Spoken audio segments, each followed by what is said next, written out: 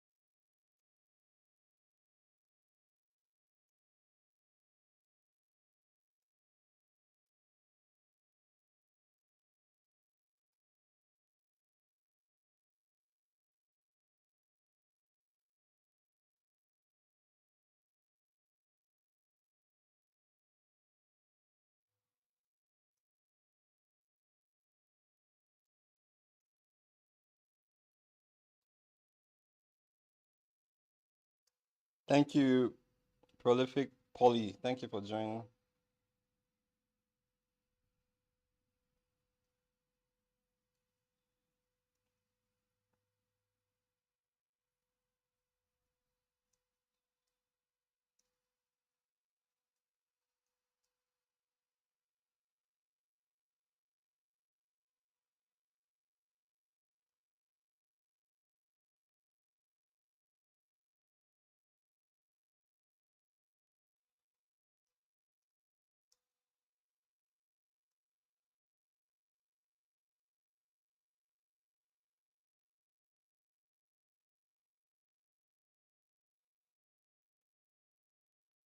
Appreciate you sharing your faith on Insta, especially what happened last week. My faith? I'm not sure I understand what you mean by my faith. Sharing my faith sharing your faith on Insta, especially I miss what happened last week. Could you explain or expatiate on what you mean? I'm not sure I get what you mean by sharing my faith.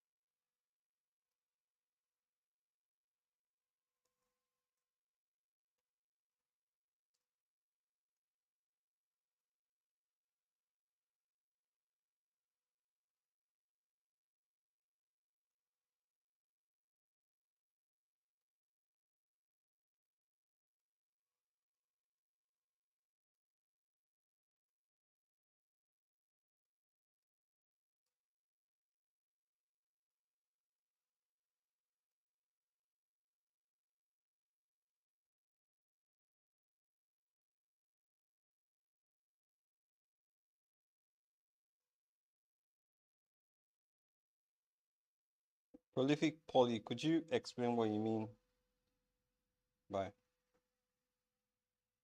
Oh, okay. Yeah, it's probably another artist. I don't think I was the one.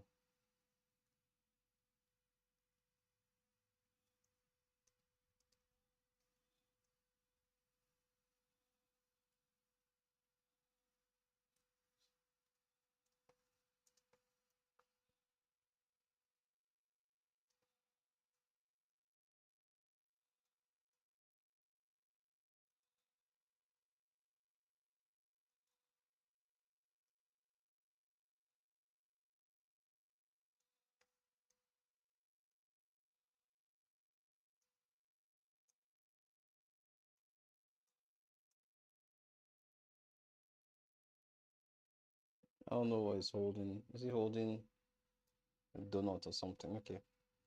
So let's just give him something. Maybe like he's bitten off.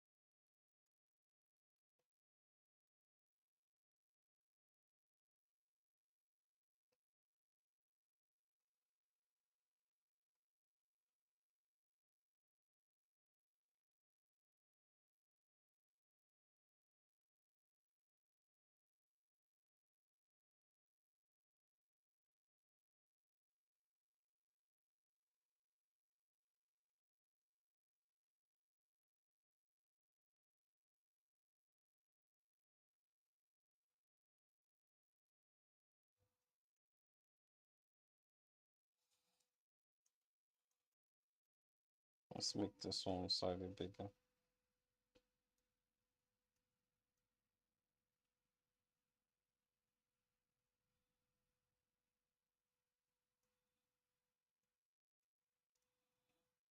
So I decided to do one to do like a study of children. I think someone suggested it in on the last live. So I decided that that's what I'm gonna try today. It's been a while I did illustration of children, so I just wanted to touch base. Um,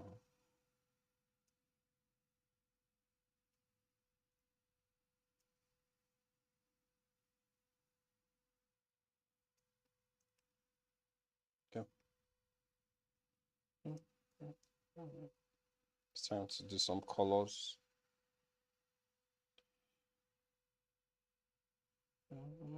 So these colors, because it's a child, I have to. I'm going to run through it quickly because I think the more you render a child, the more you apply too much renders to a child illustration, it starts to lose its charm. So I will try not to spend too much time on this one.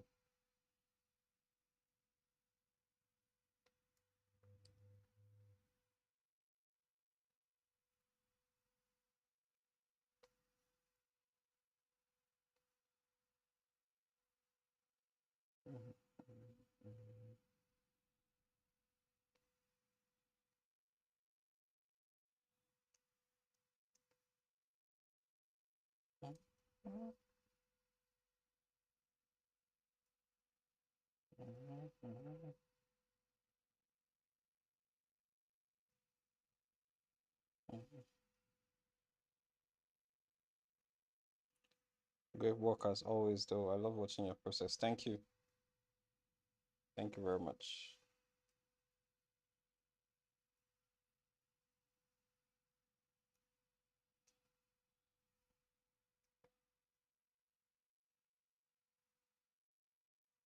Keanu Steve. Love your work. Thank you very much, Keanu Steve. Thank you.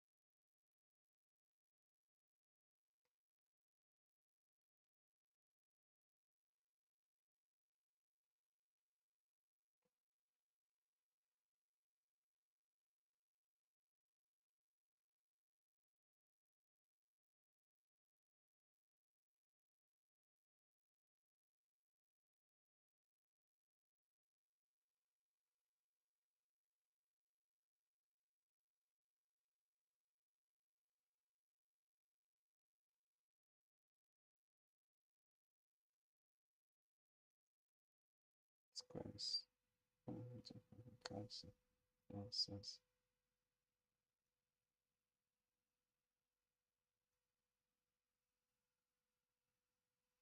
That's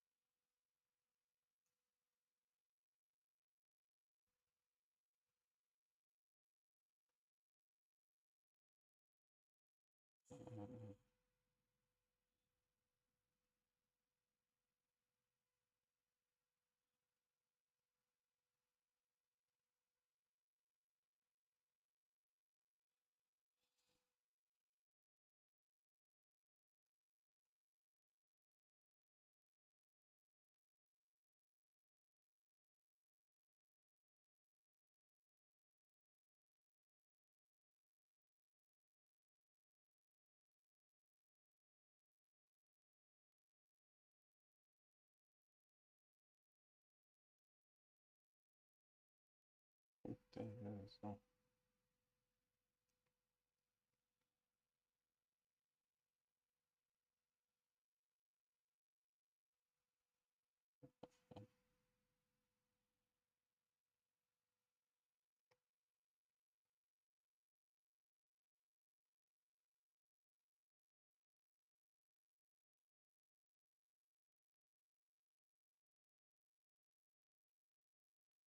Hello, do you always go for the a la prima approach, or do you use layers and blending modes? I don't use layers, I don't use blending modes.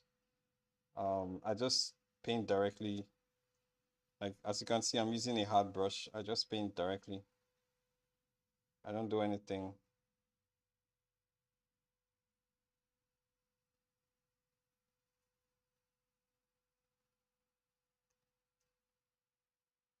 There's no underpainting or anything like that. I just paint directly.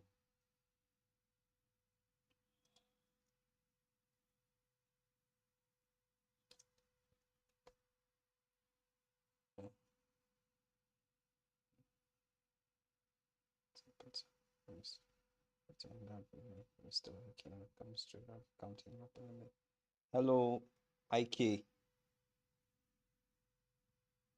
Thank you for joining. I do this every week, every Friday. Every Friday, same time. So the idea of doing this thing is just to show my process without like just to show how I work, like basically nothing special.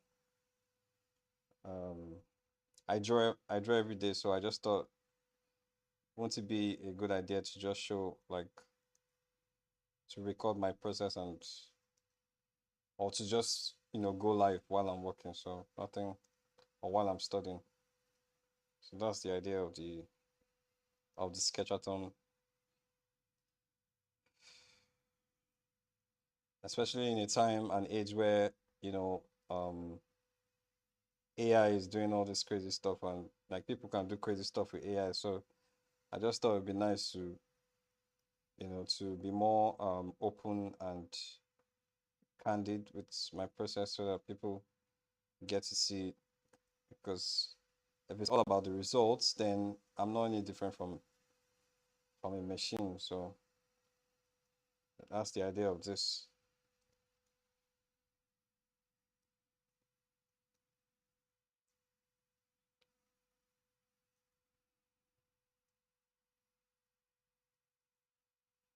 Mm.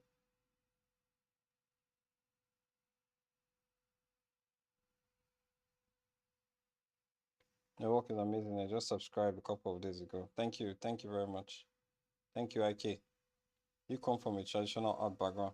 No, I actually, so in terms of coming, I actually studied engineering, so that's nothing related to art in any way. But in terms of in terms of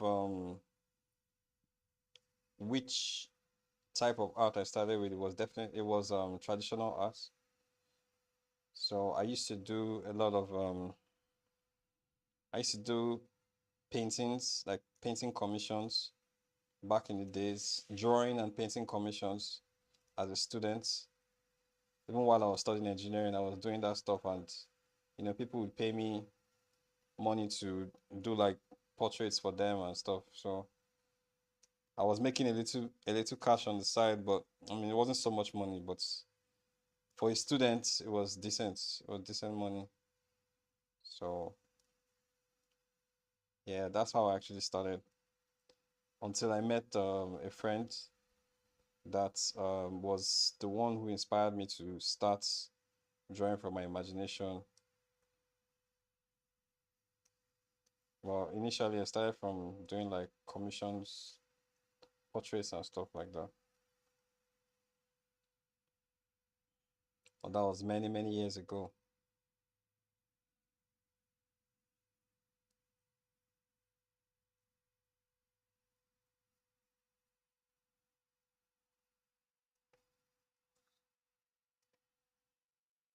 Mhm, mhm, mhm. I want to try and do I want to try and do like maybe four four illustrations a day before I call it a day. Still have a long way to go, but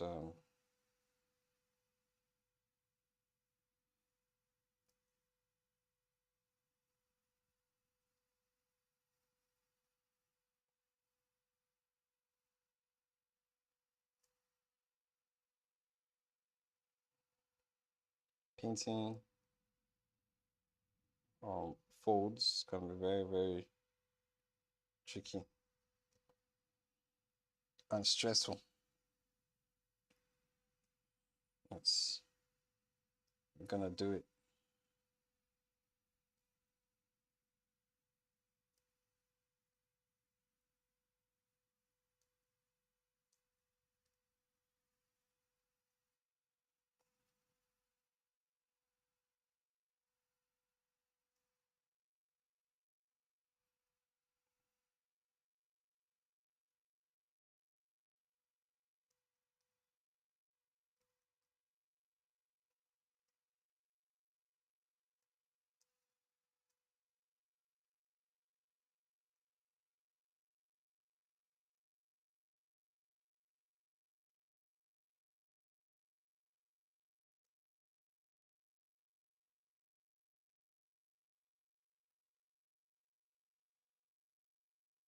I'm on the same path in terms of trying to draw figures from imagination.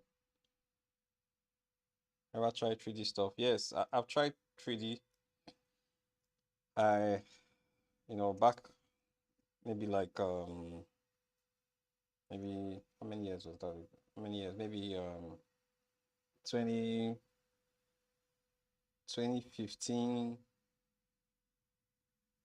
2015 2016 ish.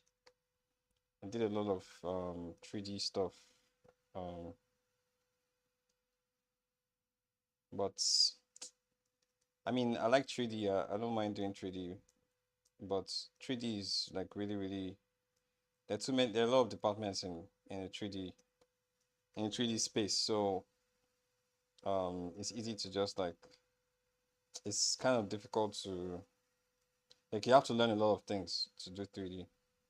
So you have to learn software, learn even need to in some cases learn rigging because you might want to pose your characters and stuff. So the learning curve was like really, really really steep, and I just thought since character designers don't necessarily need to know how to like don't necessarily need to model and sculpt and do all the 3D stuff. Maybe I should just focus on that aspect. So that's how I just took the bold leap of faith to just focus on only doing like 2D stuff. And I actually like 2D stuff. I even at some points did a lot of 2D animation. So I have a 2D animation, a background in 2D animation. So self-taught background, by the way, not like I went to any school or anything.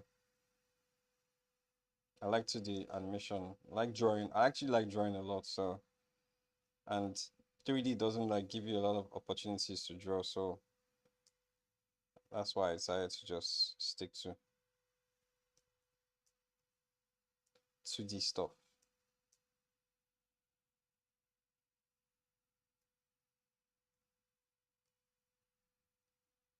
Mhm,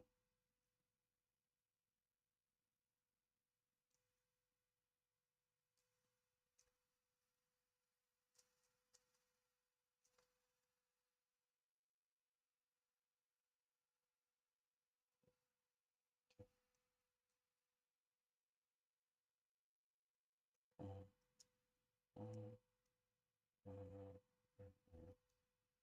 So I'm having a problem here. I think I know why I'm having this problem because I I went too much to the I went too much to the bright side, too much close to whites. That's why I'm having problems here.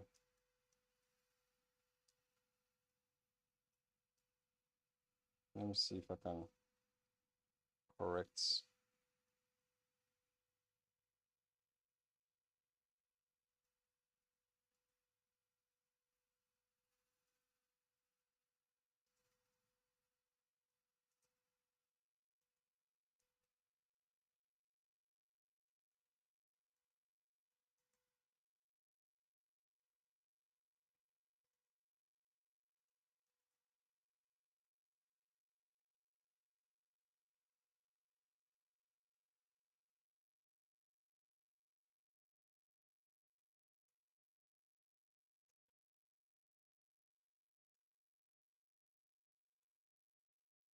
Yeah.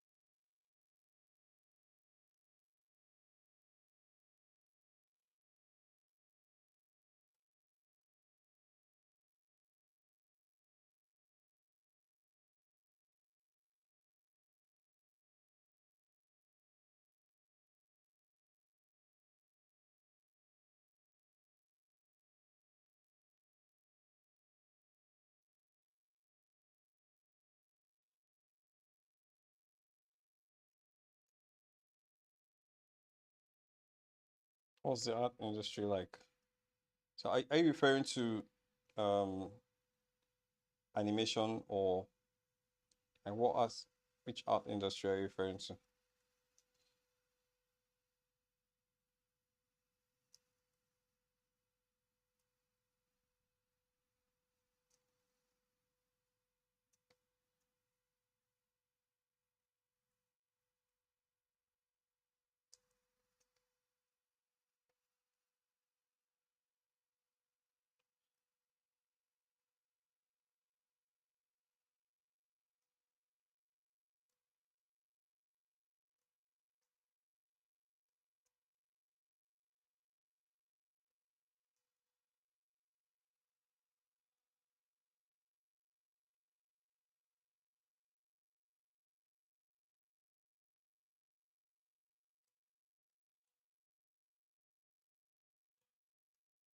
So I'll take it that you're referring to the animation industry. The animation industry is, I mean, things are picking up slowly. There was a very, very dark, at least the last couple of years, maybe like the last 3 years has been very gloomy, but things are picking up.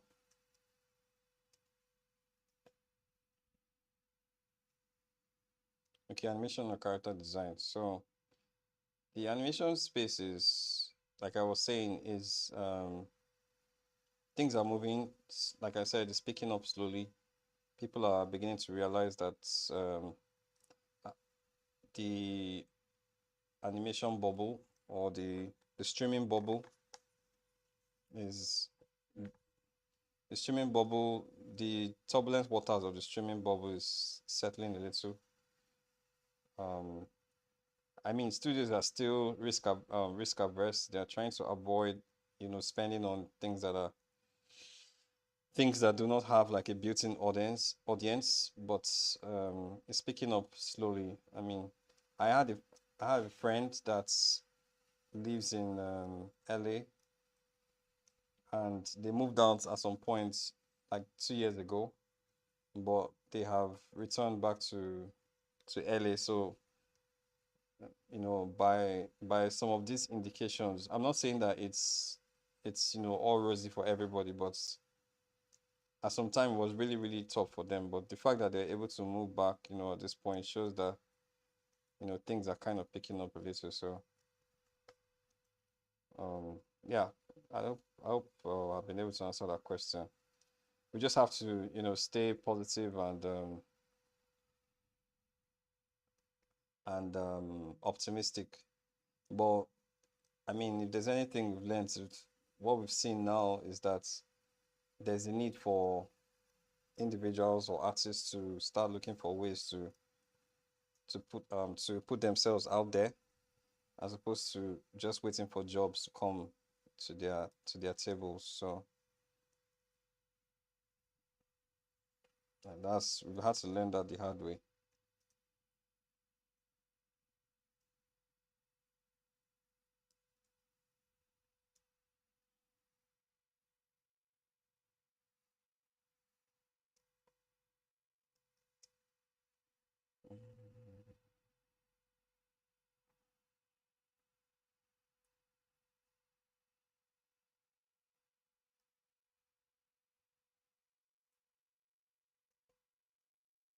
All right, so man, I've spent 30 minutes on this stuff already. I'm getting too comfortable. I need to move quickly, quickly.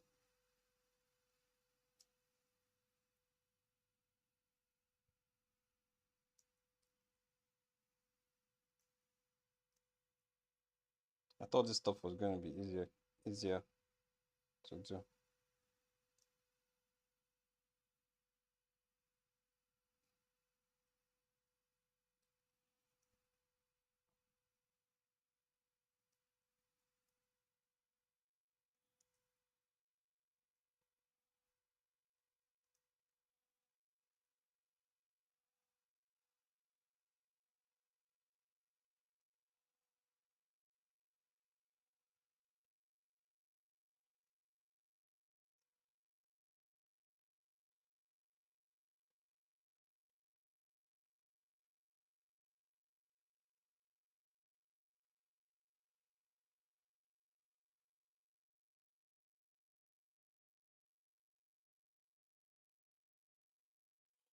Mhm.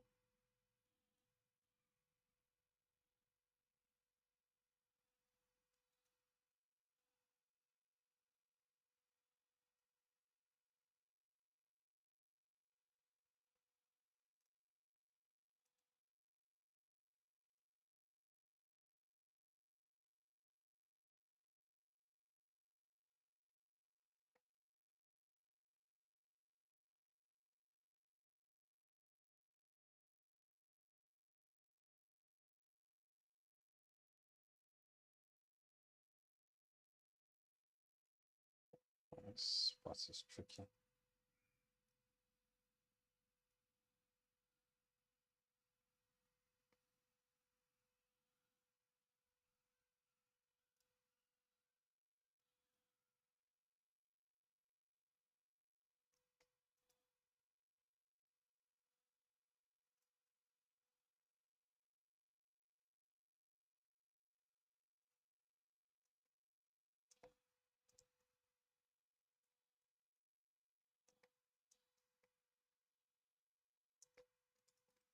How hard is getting clients from Africa? Good evening, Jeff. Thank you for joining. A little late, but glad to be here. Yeah, thank you. Thank you for joining. How hard is it to get clients from Africa? I find it hard finding local international clients. Got any tips? Man, so bro, I wish I had the like magic bullets or the I wish I had like the perfect thing to say to you to get those clients because I'm also learning myself. So what I would say is that, you should just keep showing up. I think that's the first thing. Just show up everywhere, show up social media, like stay in people's faces like all the time. Even when the industry was rosy, it still was that was the saving grace that I had. I was always on people's radar. They could always see me on LinkedIn. And I just want to say that LinkedIn is a lot of people are sleeping on LinkedIn. LinkedIn is a very, very good platform for people to get noticed and seen. A lot of people are sleeping on LinkedIn. So um, the the the secret, what I did was that I found all the people that you know whose job descriptions were somewhere along the lines of um, talent recruiter, um, line producer, and talent acquisition. Talent acquisition, talent manager, line producers, those kind of people. So I followed, I reached out to those people. Like when I say reached out to people, I don't mean like DMing. I didn't DM anybody. I just like connected with them, and one thing led to the other. And I just kept showing up, showing up, and then people reach out to you. All kinds of people reach out to you. The ones who can pay you well will not be as much as the ones who can, who would pay less. But depending on what your threshold is for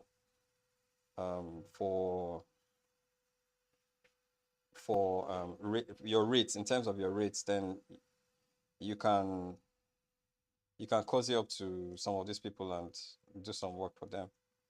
All kinds of people reach out to you, so you can find the right person for you. And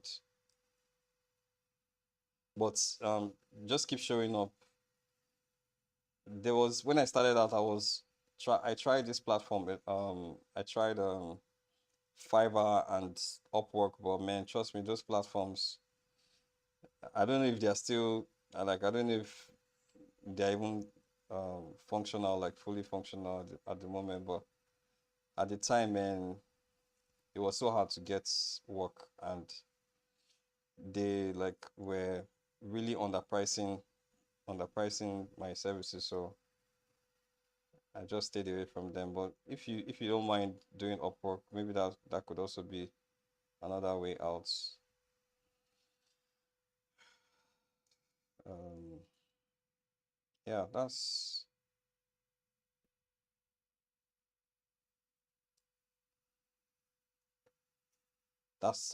all I can think of for now. Don't know if that helps. Some of these lines are like I hate this line here, so I need to get rid of that line.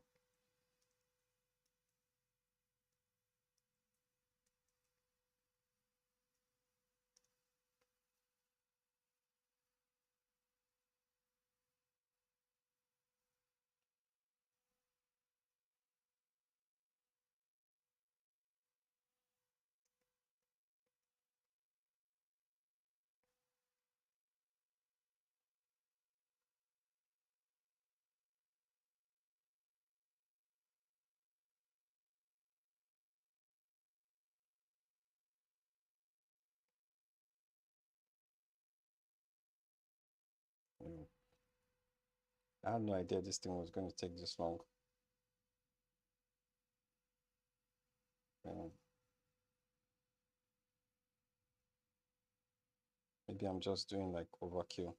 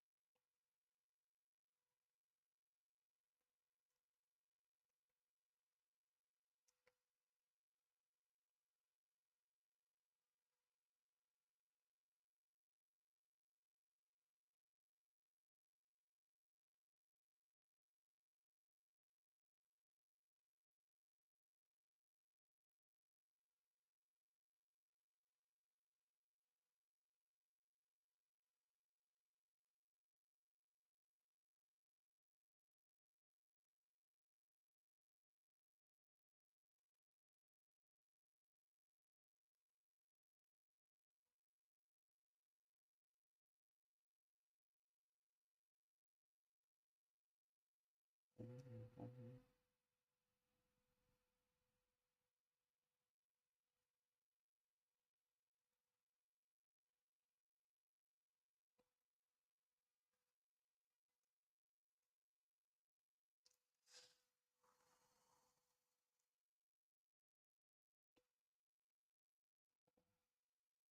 Man, painting with hard brush can be frustrating sometimes,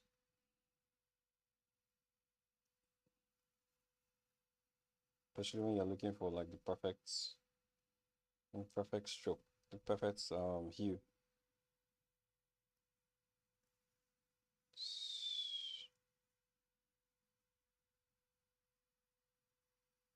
Keep it up, keep it up. Mm, cool.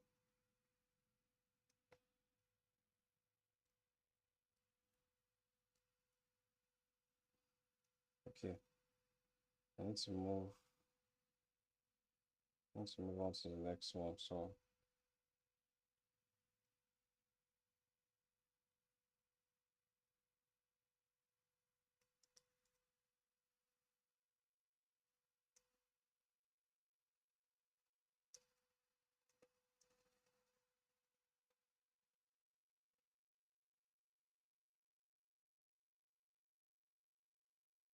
okay,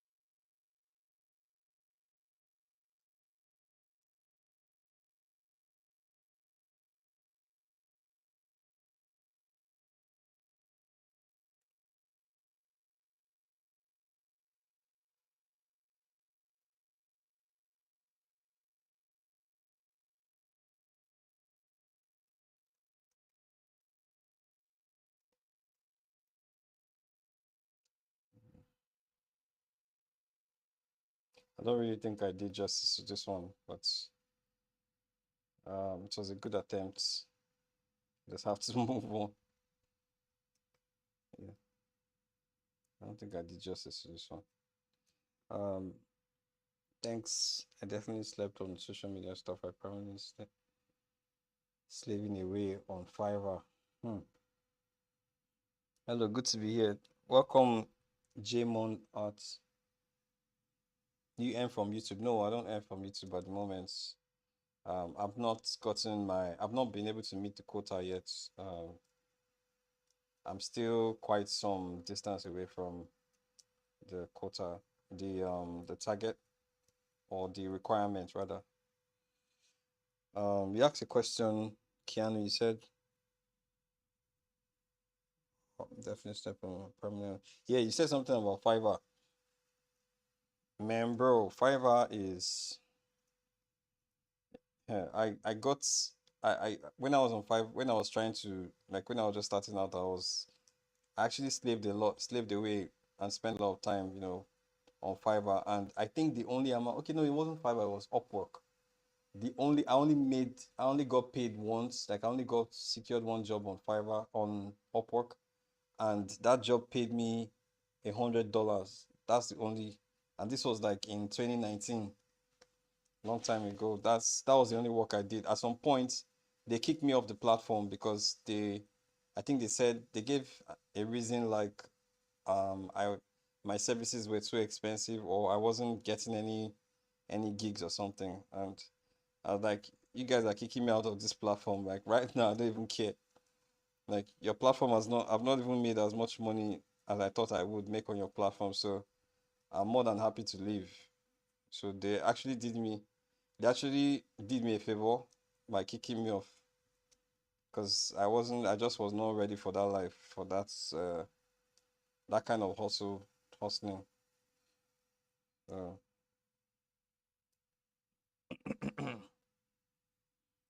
Corey Paul, thank you for joining. This is the stuff I'd like to get into, but it's really tough to get clients or jobs for it now.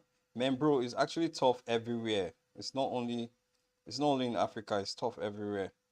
And I understand, the whole AI, the AI scare. Listen, I had a client job early this year that the client ghosted me. Like the client ghosted me and I have no idea. I was supposed to do like illustration. I think it was a book illustration job, and the client ghosted me.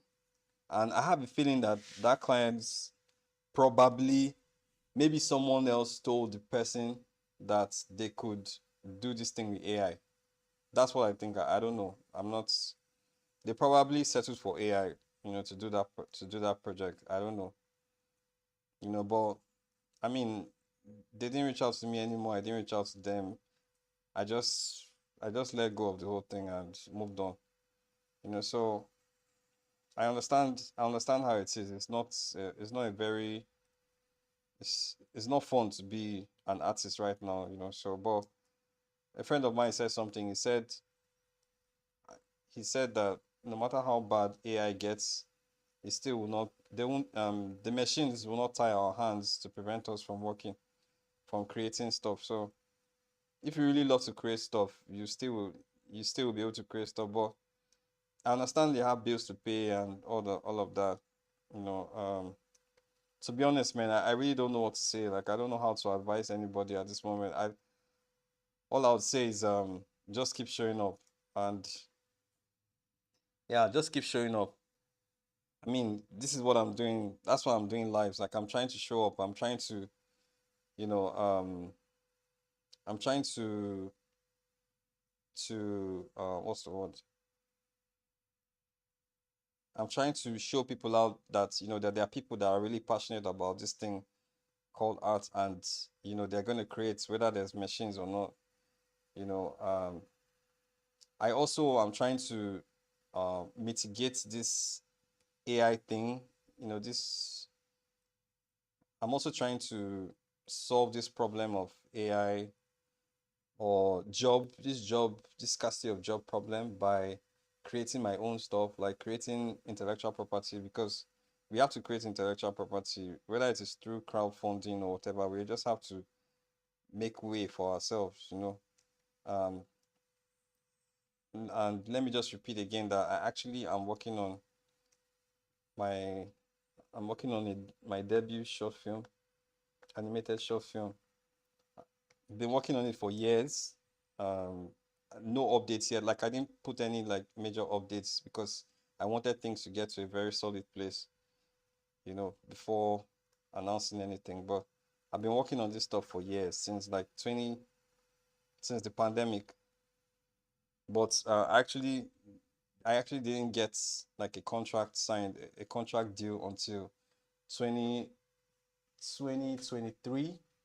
Which, yeah, 2023 was when I finally signed the contract, and since then I've been working on it.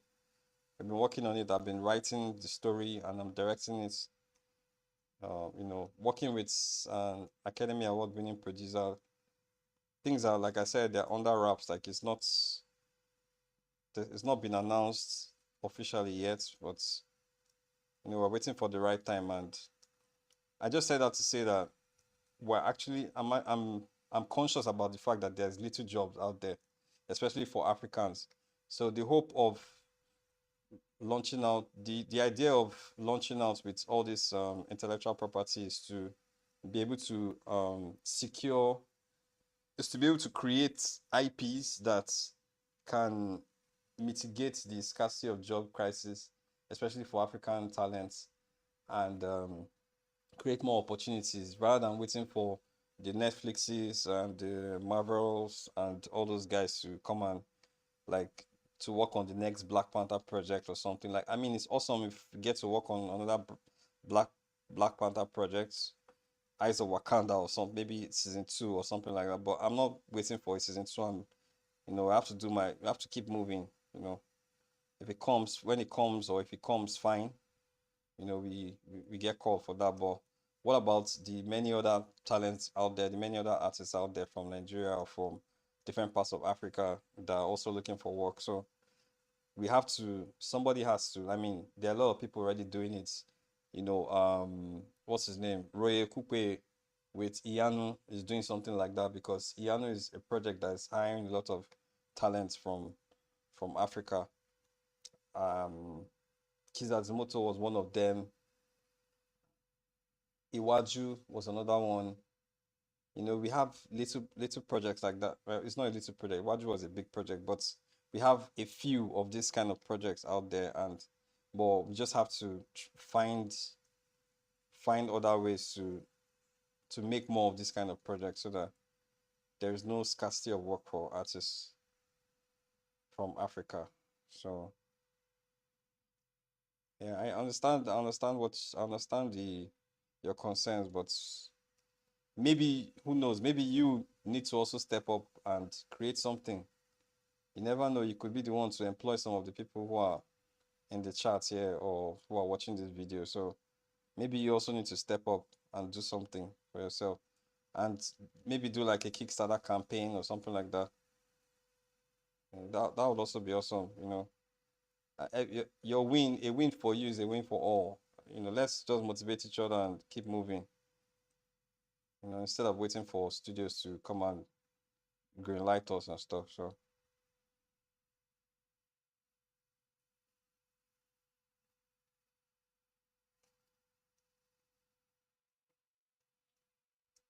okay, so I think I need to move on to.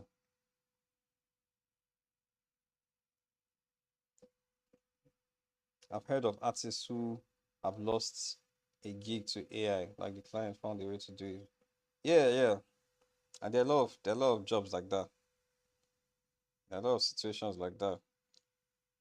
I think the client that ghosted me, I think that's probably what happened. It's all good. It's all good. Thank you for being one of the many artists who continue to create regardless of the success and inspiration. Thank you. Thank you very much. Satenda Mikey. Thank you. Faraday Paul. Wow, that's wonderful. Would love to see your film. You mean film or film? I got into 2D and 3D art and I will start posting most of my work soon. Inspire me. Thanks. Thank you. Thank you very much. Please post your work. Always post your work. Loving the spirit. Maybe we can win Oscar like Flo. Yeah, absolutely. That's actually the goal. The goal is actually to win an Oscar. And trust me, like I'm really confident with the story that we've created. I'm very, very confident because there was no pressure. Like we actually took a lot of time. I did most of the writing with the producer, and we spent a lot of time like cooking this stuff up. Like we've been developing the story for like since 2023. So that's how many years? That's more than a year, almost 2 years. Actually, it's more than 2 years because I signed the contract in July of 2023. So it's like 2 years now.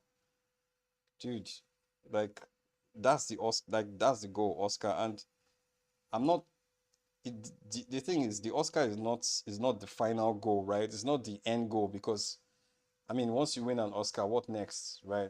You can't just it's not just for me to decorate my shelf, the shelf behind me with an Oscar plaque or something, you know, or with different plaques. By the way, guys, I was nominated for Concept Art Awards. I was one of the finalists, for Concept Art Awards. The category was animation series, character design, and that was for the character design I did, Noni, for Eyes of Wakanda. I just thought I should say that. So, and the results for the awards will be announced at the event. The ceremony would be on October 25th in Pasadena, California. I wanted to go to Pasadena. I wanted to travel, but yo, I started applying for the US visa. They had already sent me, like, I requested for like an invitation letter and stuff. And I was applying for this thing, and I saw that the the wait time for an American visa in Nigeria is like 15 months. Like what? 15 months? And the thing is just like the event is 25th of October, which is like less than 2 months, a little over a month. I have to wait for 15 months to apply. Like, nah. So, but the good thing is that if I win, they get to ship the trophy. So yeah, speaking of trophies, man, it's not the whole idea of the Oscar is not just to win and to win a plaque and then just put it like use it to decorate your house or you know get like make some noise. You know how Nigerians like to camp around, the next happening person. Maybe of course winning an Academy Award will get a lot of attention all around the world. But that's not really what this is about. For me, this is just a step towards much bigger things because I'm already working on another project. I'm working on a graphic novel, and the goal is that when the Oscar award thing comes, winning the Oscar or getting nomination or whatever, when people poach me and are requesting for, like, they ask me, because it happens a lot when the attention and spotlight is on you, people usually ask, what's your next project? What next are you working on? So I don't want to like be like a a a deer in headlights. When people ask me that question, I'm like, and then I'm stuttering. I don't have anything to present. The idea is I already have something else, and as long as we have projects working on, as long as I have other projects I'm working on, the likelihood to secure deals, production deals, get green leads and stuff like that is much higher. And with all those things, I can be able to create the kind of IP that would hire more talents locally and internationally. So the thing is, as long as what we just need to do as artists, and this is like a charge to every artist out there, whether you're from Nigeria or Africa, um, wherever you are in the world, is just to keep working hard and preparing yourself because those opportunities are going to come. I'm not going to be the first person to do this. A lot of people are doing, like I said, Ray has done it already with Ianu. He's doing it with Ianu, so but there's going to be more of us. There's Shofela Koka as well. Shofela Koka was one of the Nigerian directors.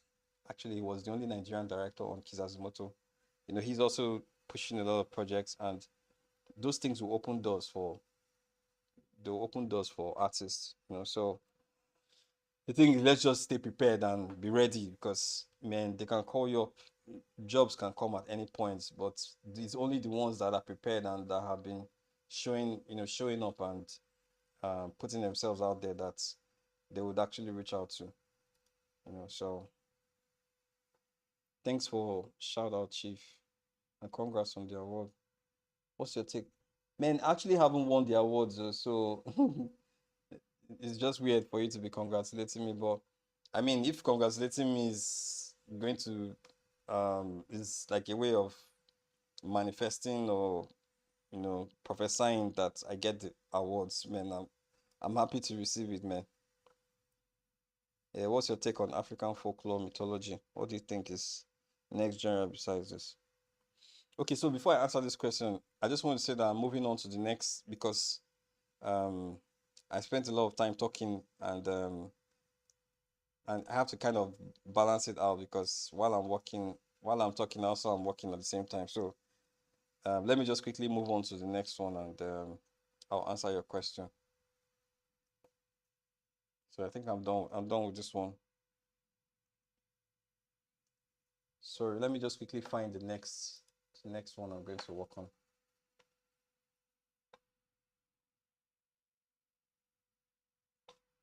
Okay, let's do this one. This one looks like it's gonna be fun. Let's see.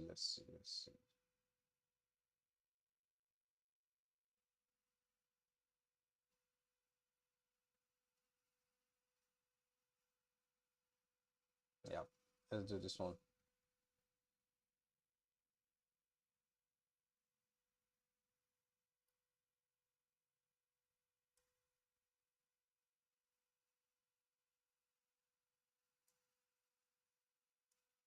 Okay. So yeah, back to your to answering your question. The question was, what's your take on African folklore? Fazara, thank you for joining.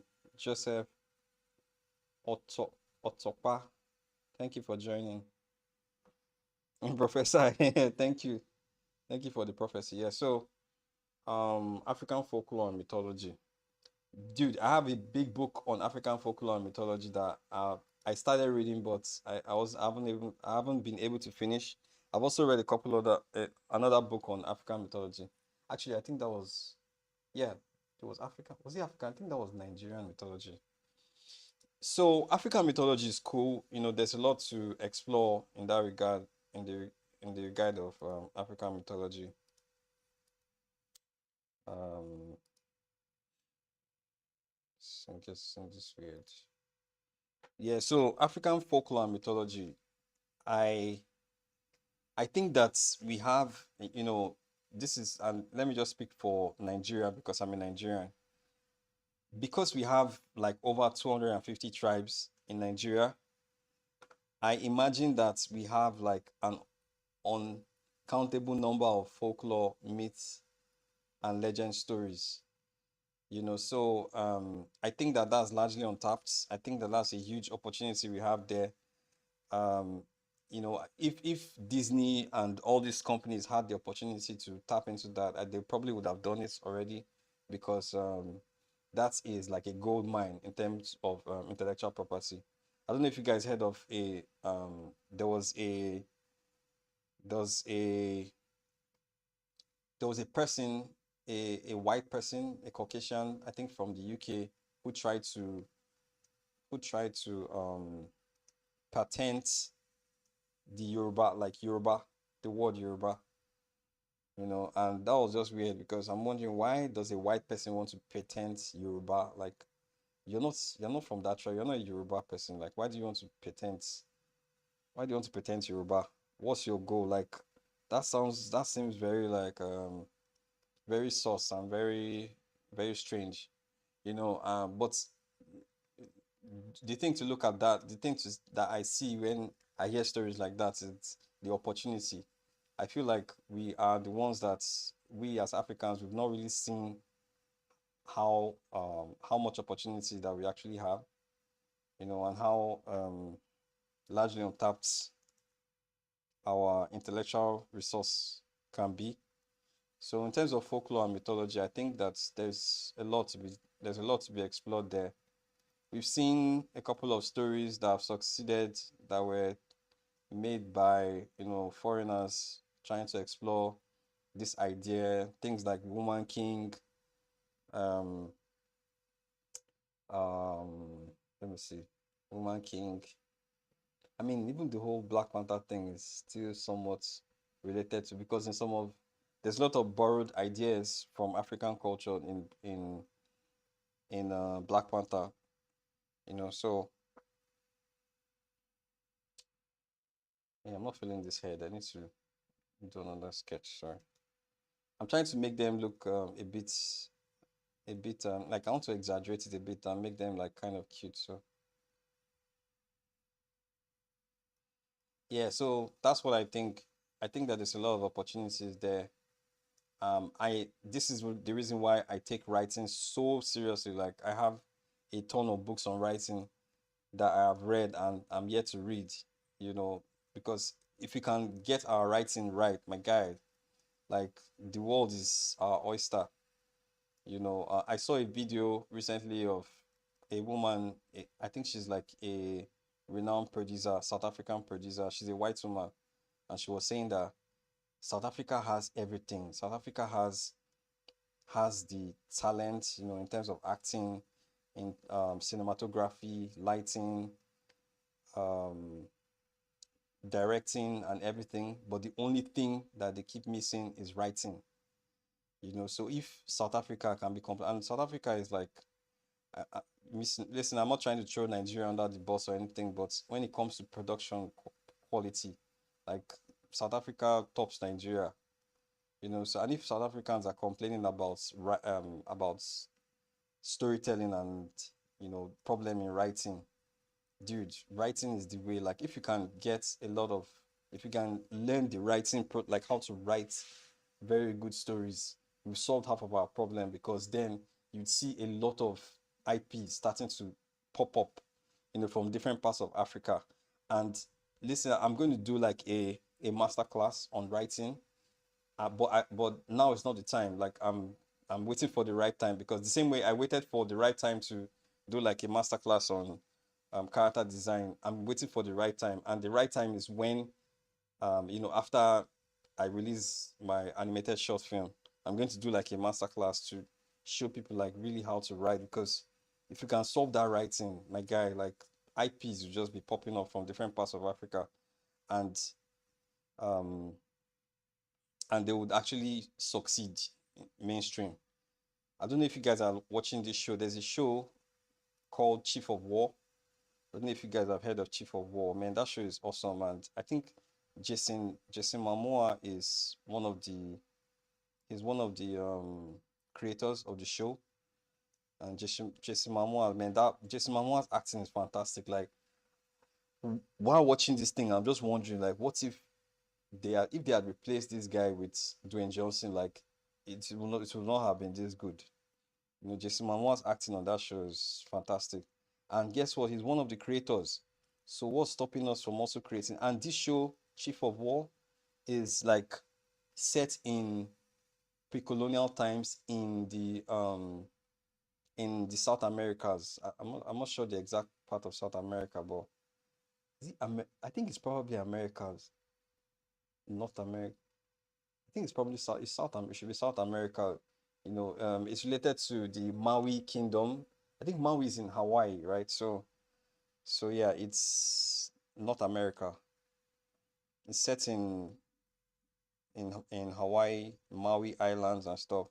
And bro, that story is fantastic. Like, the writing, the conflicts, like the complexity, like it's not the story is not complex. It's just people trying to defend their territories, you know, from intertribal wars and external the white men, you know, who are trying to also um, explore or exploit these lands, their land.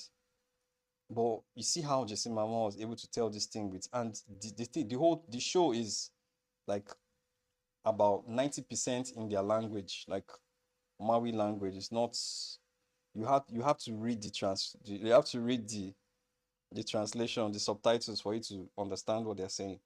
Like, that's how cool the story is. Like, it's really good. Like, watching that story, I was just reminded of Shogun.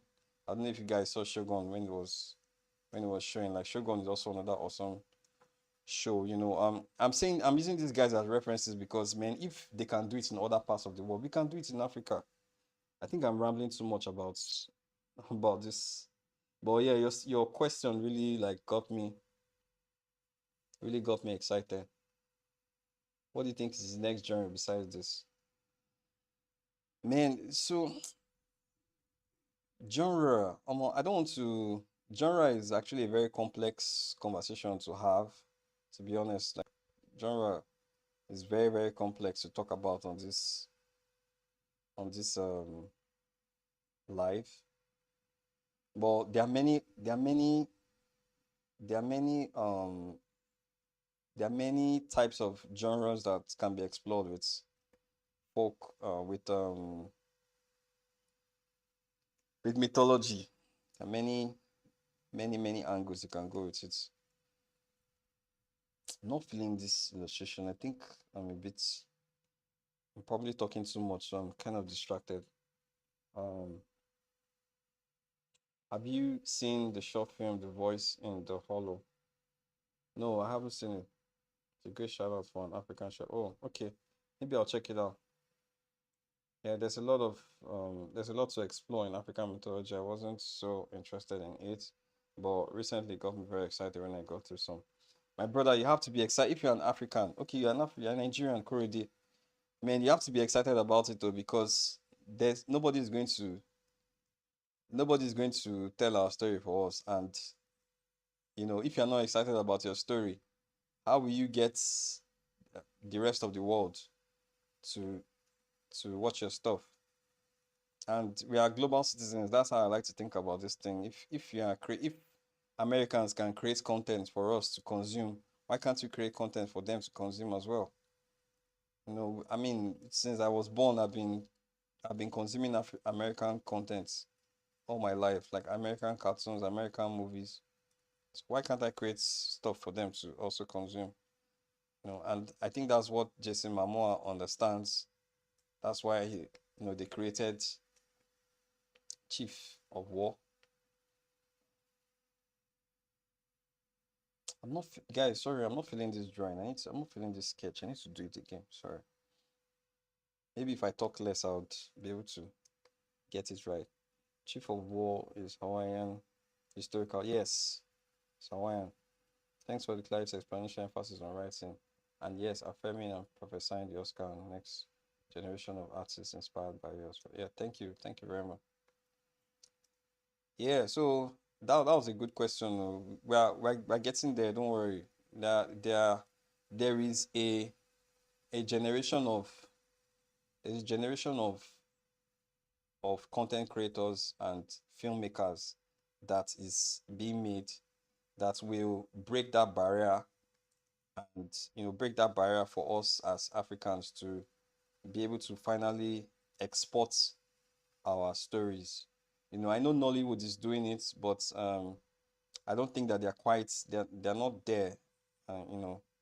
Nollywood is not. They've been there for a while, but they are not really hitting like the home run on that front. So we need like real storytellers, like real bold and courageous. I mean, like I said, I talked about South Africa.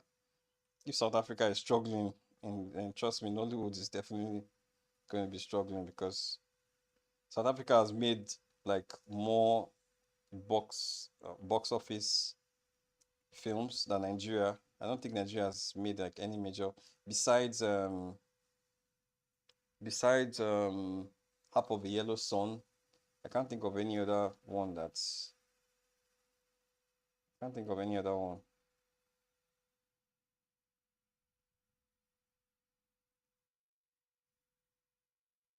So it's up to us.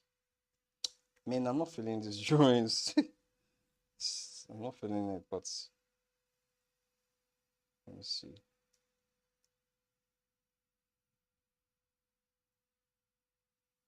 What can I do?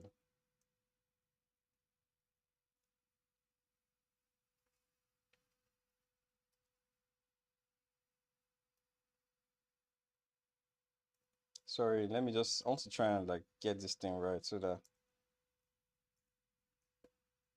it's because if the drawing is bad, I won't be motivated to finish it.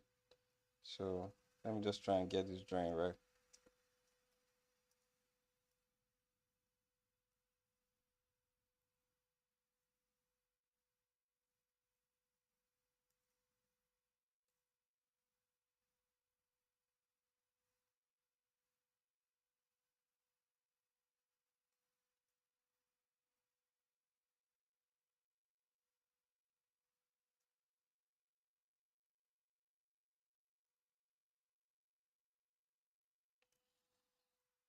But rest assured, there is actually a new generation of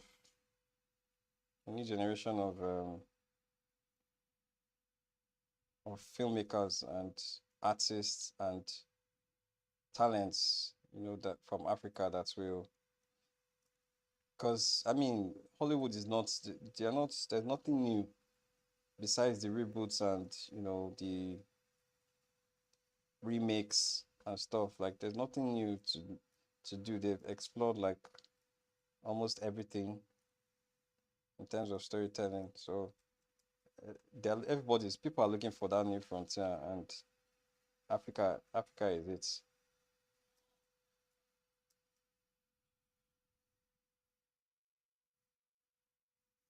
We just need to believe in ourselves and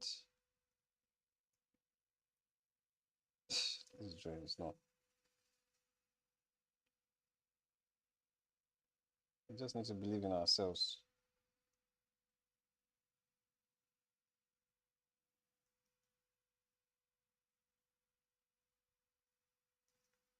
Uh-oh, sorry.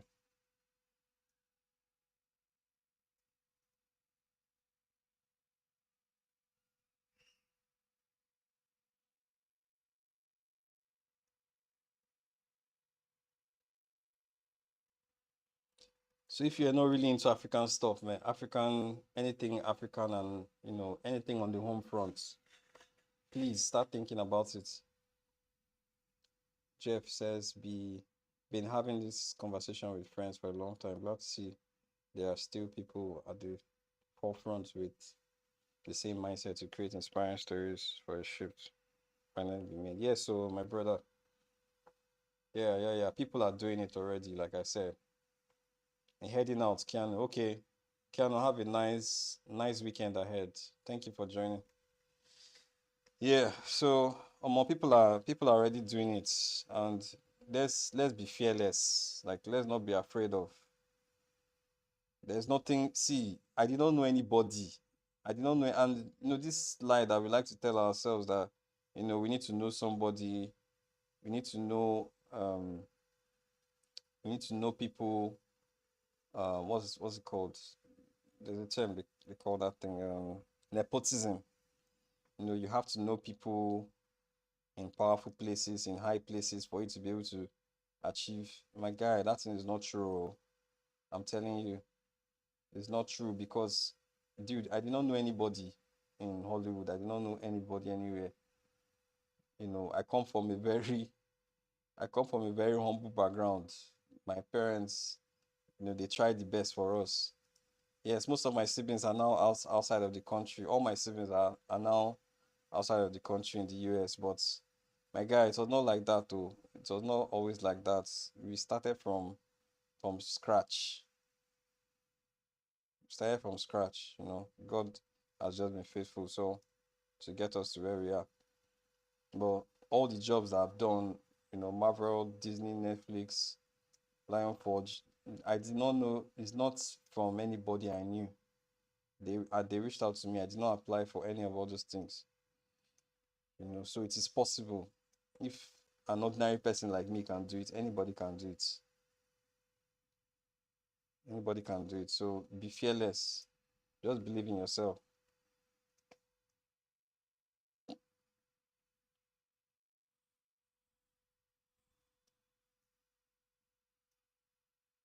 And be fearless.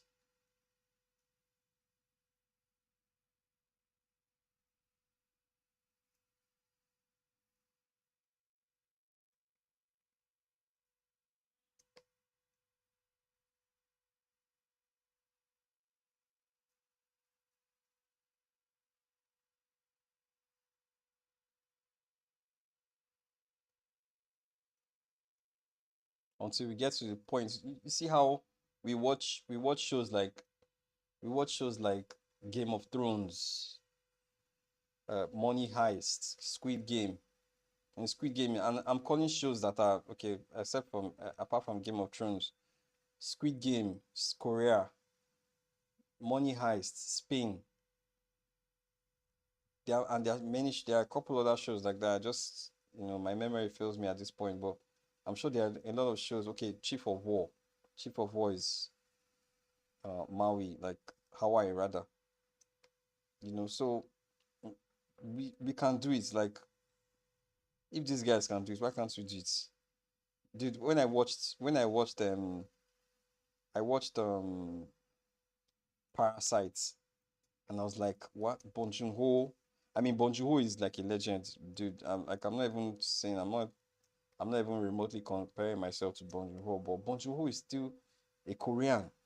So if a Korean can sweep, like can, be so successful in the American, sorry, in American film space, considering the with American audience rather, why can't we do it? Like why?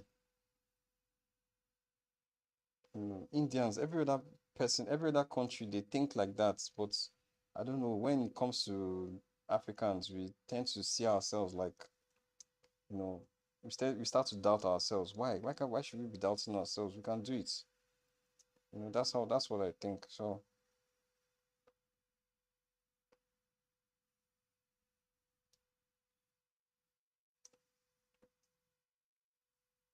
man, that's how I think. Oh, this is the world is my oyster. You know, like I said, I didn't know anybody, but because I had that will, as long as your will is strong, you have a strong will, you're strong-willed, and of course, you know, the God factor is there. Like you can't rule that one out because some people call it the universe, but me, I call it God because without God, it's not possible to have been able to get any opportunity like that.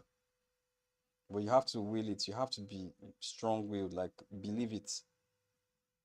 It was when I saw Hell Love and um I saw Kobe Bryant win the Academy Award back in I think 2017. That was when I like that's when I was like, okay, it wasn't Kobe Bryant, it was actually Hell Love. But Kobe Bryant was the first person to like his win, the Academy Award was the first thing that actually motivated me. Then when I saw Matty Cherry do it with Hell Love, I'm like, this thing is doable now.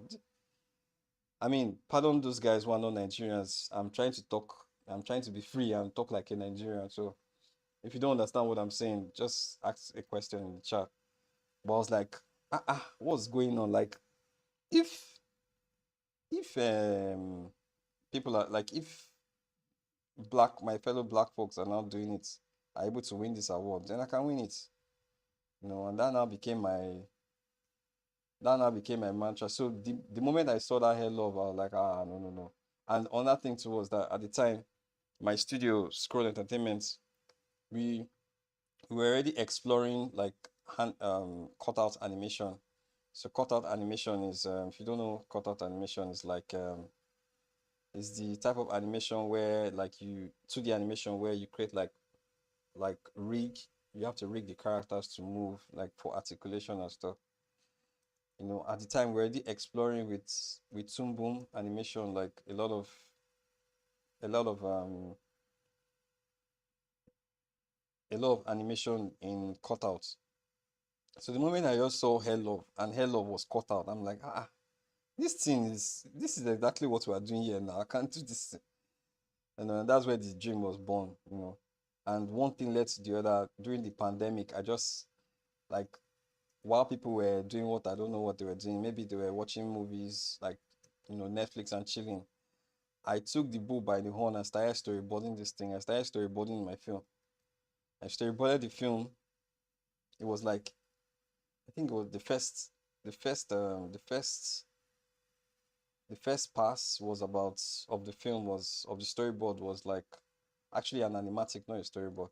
It was like um it was like 12 minutes long, and at the time I'd done some work for some folks who happen to be my friends now, based in LA, and I did some work for them, and they were impressed with the work. Like, okay, this is really cool. And then she asked me, the client asked me, okay, what are you working on? Like, is there anything you're working on at the moment? Out of curiosity. And I was like, yeah, I have this short film I'm working on. I've actually storyboarded it and it's 12 minutes long. That's what I was saying about preparation, preparation, opportunities. The responsibility to create opportunities is from God. Like that one, you have no power over it. But the part that you have power over is preparation. So God is the one that will create that opportunity, but your preparation would now be the thing that would take advantage of that opportunity. So and the opportunity came and she's like, oh, what are you working on? I should, and she was like, okay, she picked interest she, and I asked her, would you like to see and I sent it to her. And by the way, I didn't give her like any NDA to sign. So this is another thing. People are always very curious. They are very protective of their ideas. I'm not saying you shouldn't protect your idea, but um, the likelihood that somebody is going to steal your idea, except that idea is like really, really good, is quite low. So I don't bother myself too much with stuff.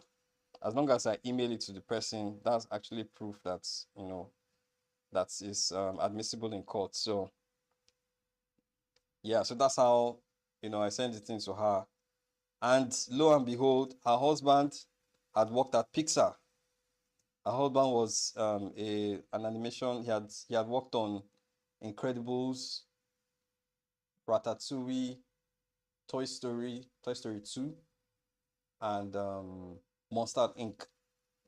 And I was like, what? Like, what are the odds that I'll be doing work for a client that is like many, like thousands of miles away from me? And by the way, I've not met anybody, like all these people, Marvel, Netflix, Disney, DreamWorks, all these people I've worked for, like I've not seen them with my eyes before. Like we've not met in the flesh. All these things it's the internet. Like we just do like Zoom meetings, calls, so I said this to her and she was like, man, a her husband is actually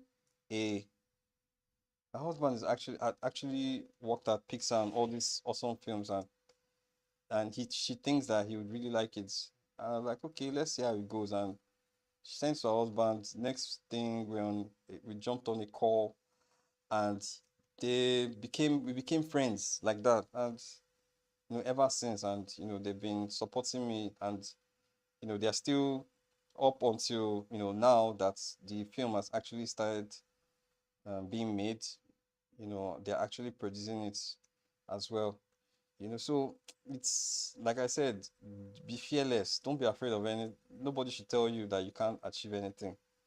And this is not motivational talk. This is real life. I'm not telling you something that something I've not done before. So don't think about how it will happen. Just start doing it.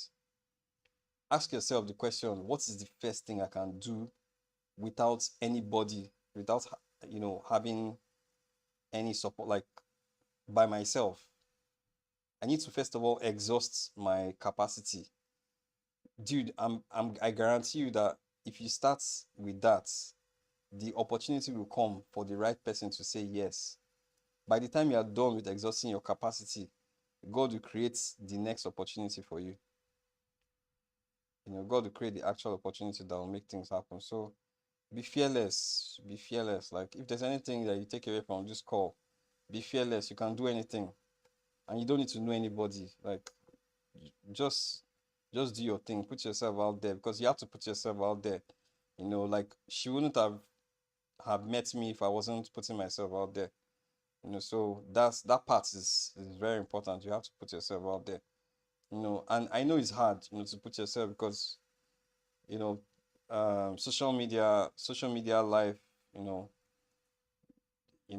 it takes you, like for example, this illustration I'm doing now probably take me like at least an hour to create something meaningful that I can put up as a post. But man, do it. Like just try, do it, and just keep at it. you know so I don't really have like any advice on how what exactly it is you need to do. There's no formula. Anything I can say is, man, as long as you show up, people will notice you sooner or later.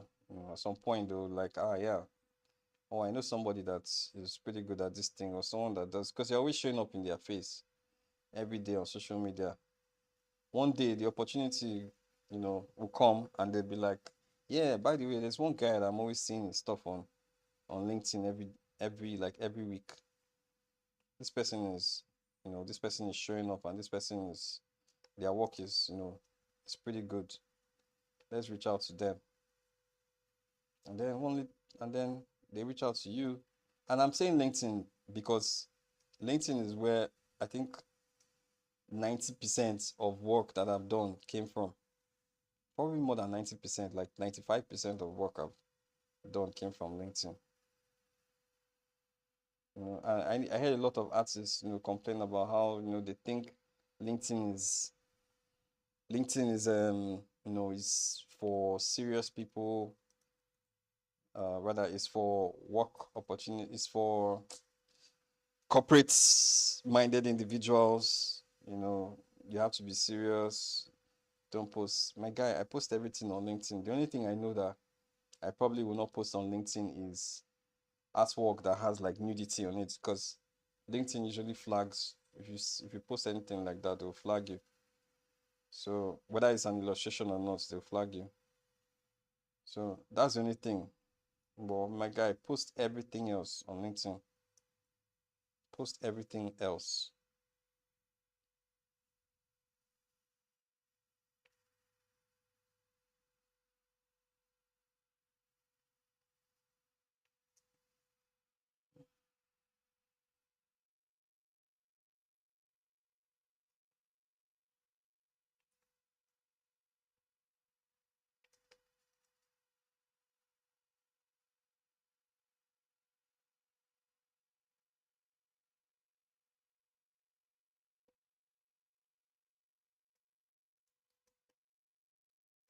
So there's no other question. I was going to say parasite. Another one is frog. The frog. Oh wow, I've not heard of the frog. Maybe I'll check it out. The frog, is it from Korea as well? I've not heard of the frog before. Yeah, but Bong Joon-ho is not Bong Joon-ho is not anybody's mate. Oh. That guy is Bong Joon-ho is like he's a legend, he's a legend.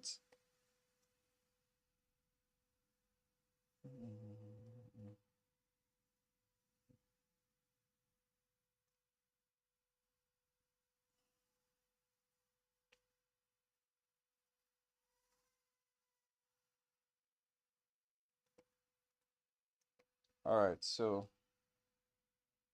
it's looking like it's probably only these two illustrations I'm going to do today because time has been fast spent and I've spent so much time talking. Well, I don't know if watching me alone will cut it because I mean just watching somebody work, I don't know how that works for you guys, but I think it can be very boring unless you have something else you're multitasking. I think to be very boring. So that's why I try to also talk so that it's not like all completely boring for you.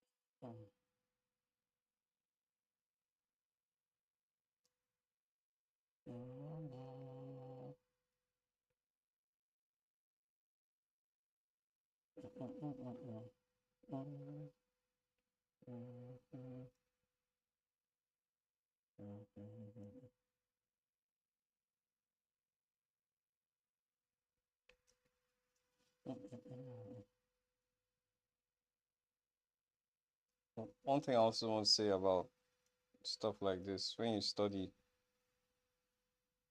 is try to be mindful of what you're doing. Because when you study, after some point, it starts to look like autopilot, like something you can just do without thinking. It's like the first time you start driving, you you be like holding the steering, gripping the steering like this, and you have to like move your seats really close to the steering, and you're really like super focused. But after some time, when you get like really good at driving, you can multitask.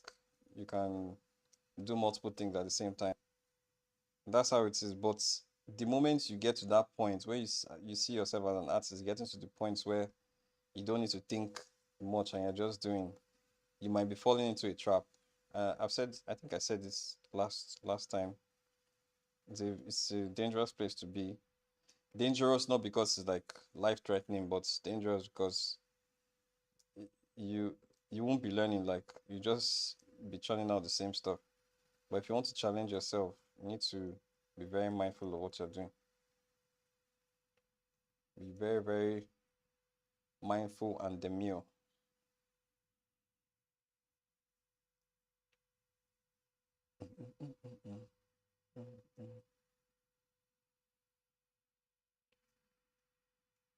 I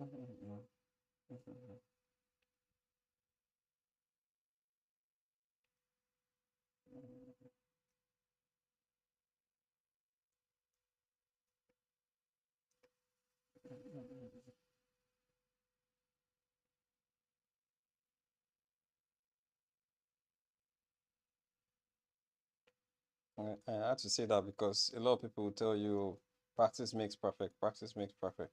Well, practice will make you perfect at doing it one way.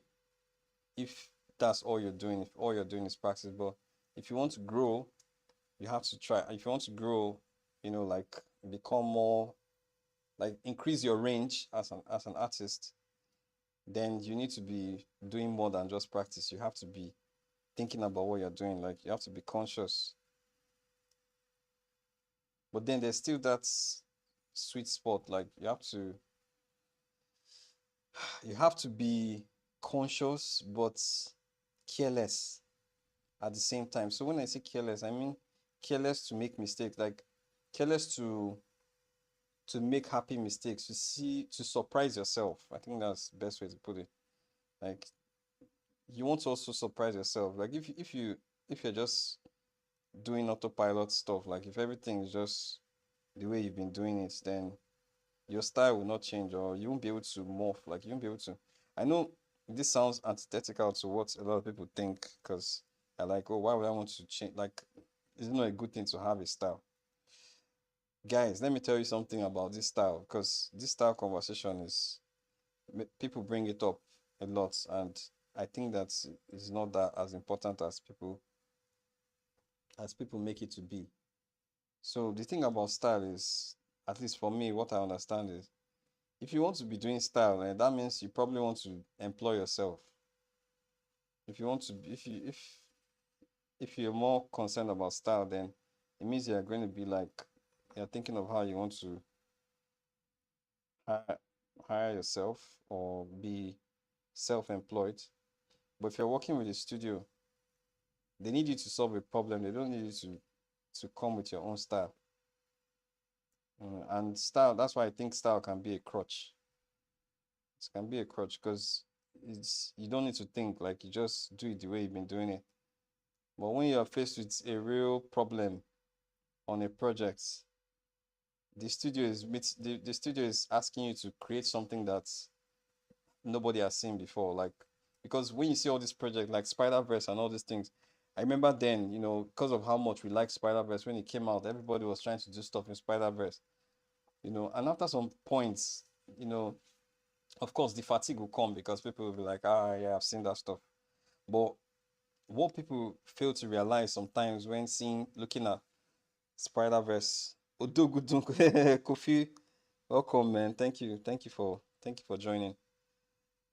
Yeah, so I lost my train of thought. So I was talking about style. When you're hired on a project, they're hiring you to solve a problem. They're not hiring you to do it your own way. And if you if all you do is draw in one style or illustrate in one style, it becomes a crutch because there's nothing added anymore. You're just doing the same thing. And this is not shade to anybody, because I can list a couple of top, like, high profile, filmmakers in the animation space, illustrators and character designers, who have one style. But I pride myself with the idea that I don't have a style. And I know people will say it's a lie, you have a style. Well, see, I don't think I have a style. And at least inside of my heart, I know I don't have a style. What you see on social media is not necessarily my style. That's just my own way of, like, engaging people and putting stuff out there. But if you give me an actual project and tell me, go figure out how to illustrate people from the Caribbeans or from Guatemala or Cuba, my guy, I'm not going to illustrate them the way I'm drawing these guys you're looking at on YouTube. I'm going to actually bury my head in the sand for a couple of days to figure out what will feel very authentic to that part of the world. And that's what you're hired for. You're hired to solve that problem, to go and figure it out. So when I say I don't have a style, that's what I mean. I mean I understand what it means to put the story, to elevate the story above my needs to illustrate or design in a certain way, because it's the story that will determine what the outcome, like what the design should be, you know. Yeah, so that's what I mean. Jeffrey Desmond. Himself, who's Desmond? Oh, Desmond in one. Oh, I know Desmond. Yo, Desmond, I'm sorry I didn't notice you're the one. Thank you for joining, bro. Thanks. Desmond, man, see, all these guys are in the chat, man. These are like legendary artists here. Kofi, Jeffrey, Desmond. Shout out to you guys. I'm sorry if you guys are also artists that I don't know. I'm sure there are a lot of artists here that I don't know that are really good. Shout out to you guys, man. Thank you for joining. Thank you, Kofi. So yeah, that's what I mean by style. Please don't get carried away with style. This style things overrated. So the talk was plenty today, and it's looking like I'm going to do only two, so two illustrations, and that's fine. It's fine.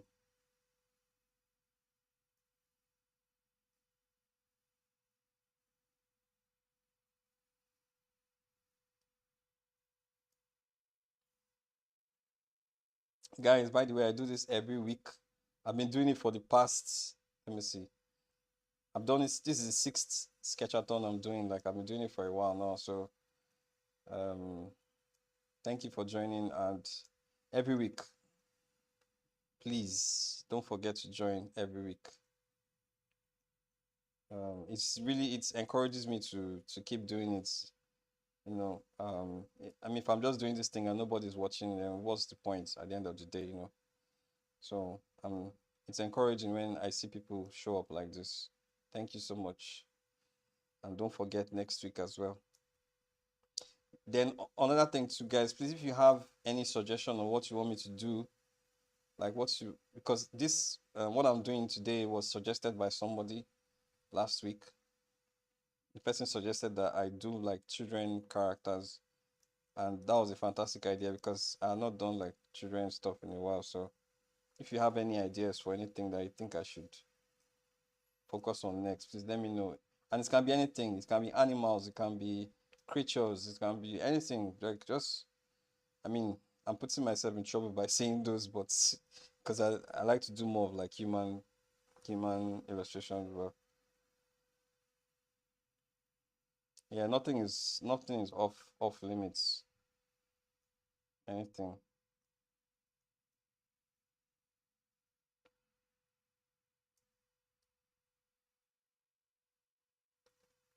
What's different between practice and conscious practice? Can you give a practical? Yo, Kofi, you want me to start dropping gems before the tutorial, before the masterclass tomorrow? See, oh, my wife is here. Oh, Uju Mera. Any suggest topics we would like you to what's she saying in the comments? Anyway, so um Kofi wants me to start dropping some gems before the masterclass tomorrow. Yo, conscious practice is there's a way you can practice that you enter um you're aware of what you're doing. Like I know that I know that I want the character's head to look a certain shape, and stuff. But then there is subconscious practice where you are you want to surprise yourself. You want to you want to see how where it leads you. Like you're not that's where blind drawing comes in because I like to do blind drawing sometimes.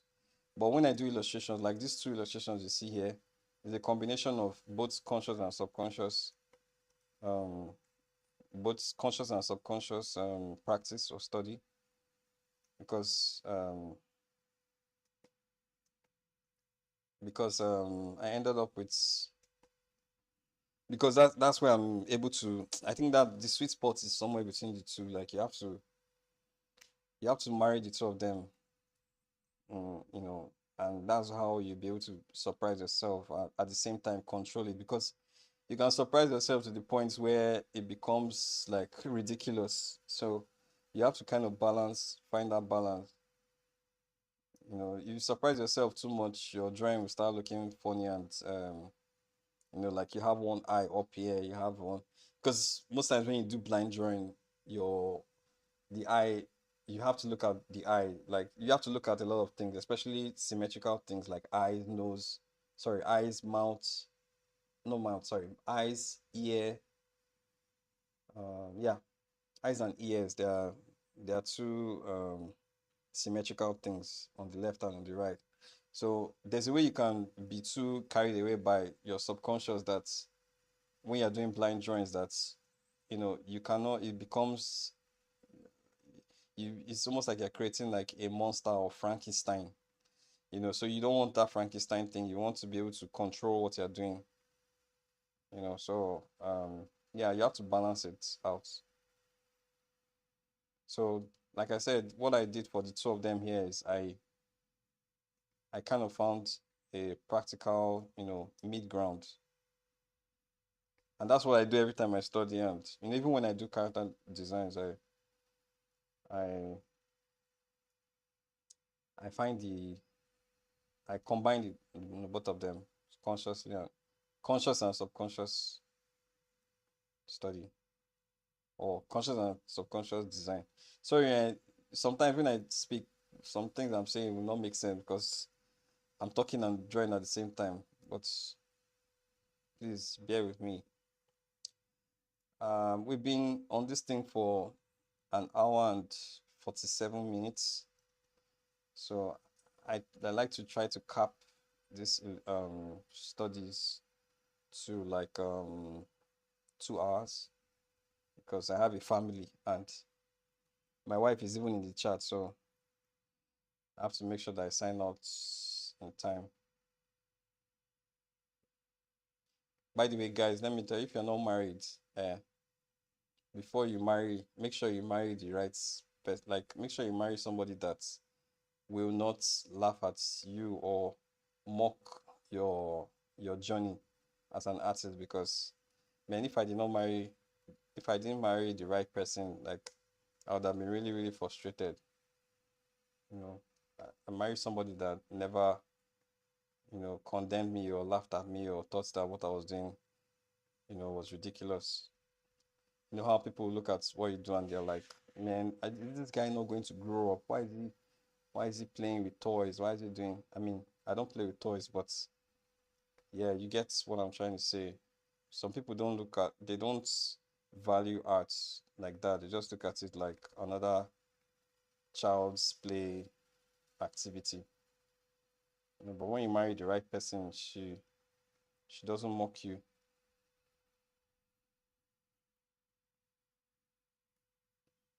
And that encouragement goes a long way. It goes a long way to making you good at what you do, so that you bring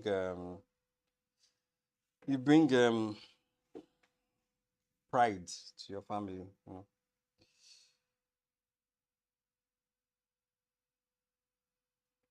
Okay, so I've done the main what's it called? I've done like the underlying tone of the man, forgot to do the shoes.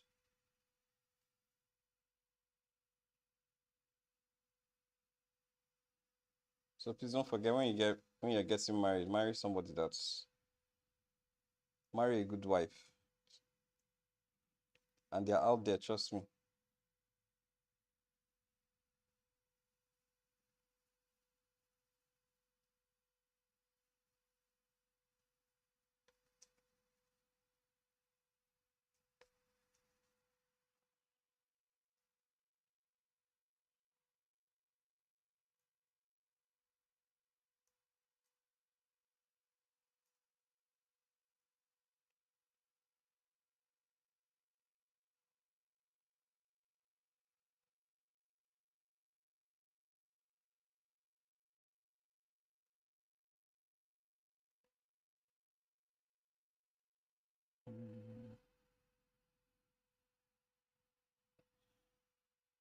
Your partner should be able to value the things that yeah, so she has to value what you do. Very, very important.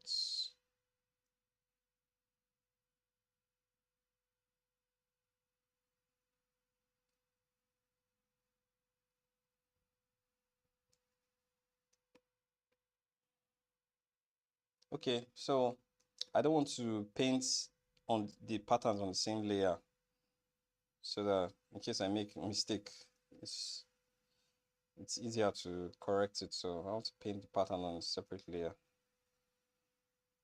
This will avoid me a lot of headaches. So just save myself time.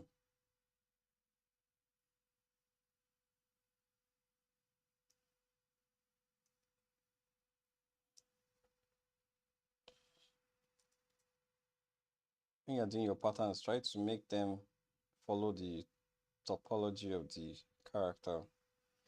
Because if it doesn't follow it, then it looks out of place.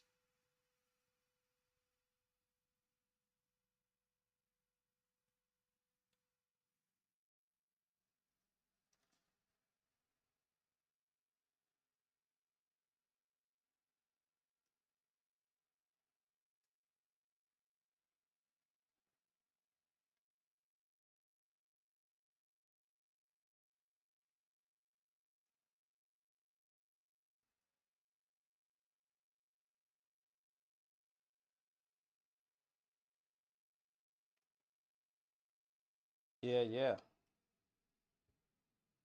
I'm almost done. In case this is your first time of joining, I do this every week. Same on Fridays, same time. It's 5 p.m. West African time, 9 a.m. 9 a.m. Pacific time, and 12 p.m. Eastern time.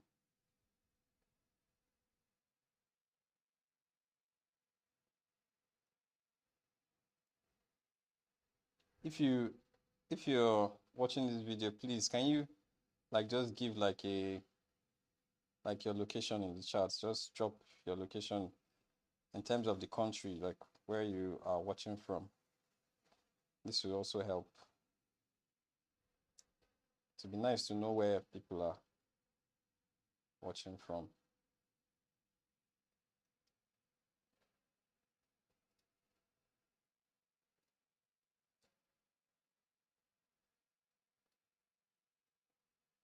I know Kofi is in Ghana.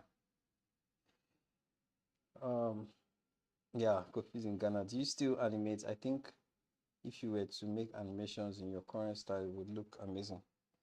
Yeah, bro, I've not animated in a long time. Like, I know I can animate, but I just kind of prefer storyboarding because storyboarding allows me to be able to explore both story and drawing, at the same time. That's why I like storyboarding. I prefer storyboarding to animating. Animating is a lot of work. Like, I mean, I like to draw, but not that much. The people who animate, those guys they're not humans. I don't know how they do it. They spend so much time.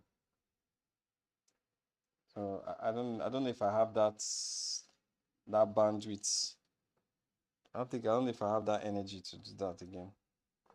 Nigerian in North Cyprus. Oh, thanks for joining. Fazara. It was mysterious. Of course, Jeffrey's in Nigeria. Where else can you be? Where else can you be, man? I mean, you can be anywhere else. You can be in any country in the world, but I'm very sure you're in Nigeria, so I'm sure you've not left me to be in Nigeria alone. Most of our colleagues have jackpot and left us, but we are still going strong. Yeah, yeah, yeah. So last but not the least is the, let's just do the last pattern. I want to do the last pattern on a separate layer as well. So to just save me headache. I don't like headaches.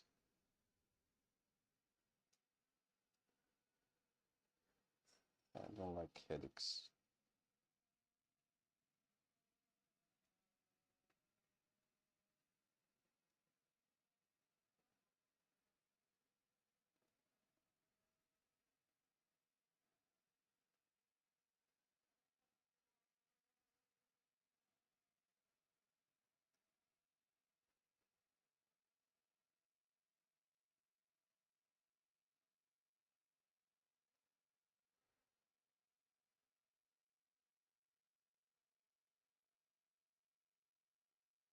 Remember to follow the topology, because if you don't follow the topology, it will look funny.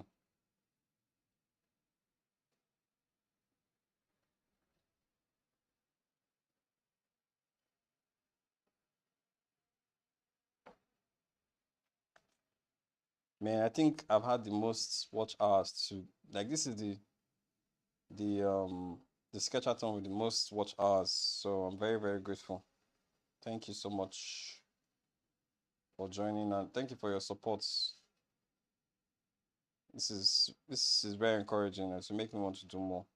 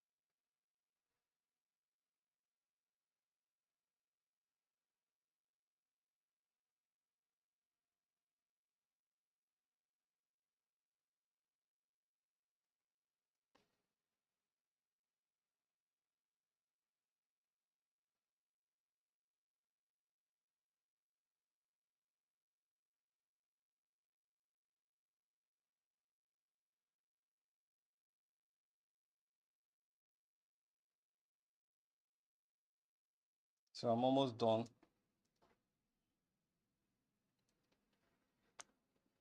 You understanding? Watching from USA. Oh, thanks. Thanks for joining. That makes sense. Storyboarding is cool. Yes, I like storyboarding. Watching from USA. Thank you, Kevin. Anytime, bro. We're happy to support the vision. Thank you, Kofi. Kevin, your understanding of and use of shapes is mind blowing. Thank you very much, Kevin. I look forward to joining your future session. Thank you, Fazara. Thank you. Thank you. Please don't forget, like, you can also suggest what you want me to work on next time. If you want me to, give me your suggestions. You can leave your suggestions.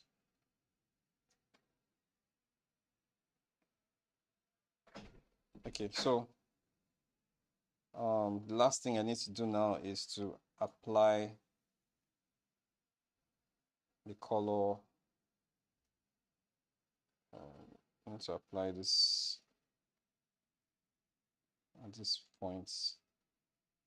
So I know, so the way I do this is I just lock the layer, like the pixels of the layer, and then just apply. It's nothing special.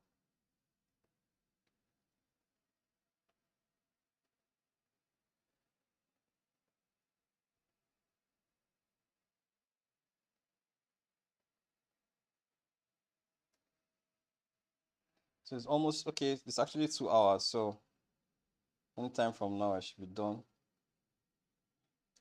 I usually spend like only 2 hours, at most 2 hours. So after I'm done with this, I will be done for the day.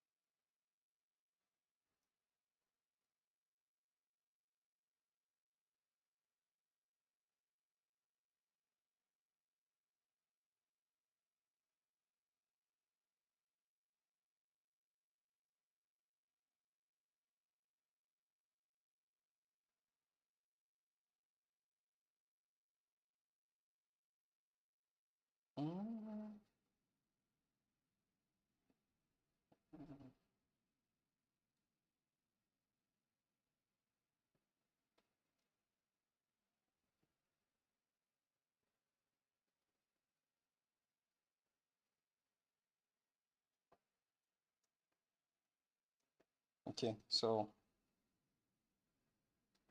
yep. So I'm practically done here. Maybe some masks like knock and bronze, beginning bronzes. Yeah, that's a great idea. Masks. Um, Let me just write that down somewhere so I don't forget masks. Okay, so I think I'm seeing a lot of cool ideas. I'm using my phone to record, so let me just write down some of these ideas. Um, Masks, knock, and beginning bronzes.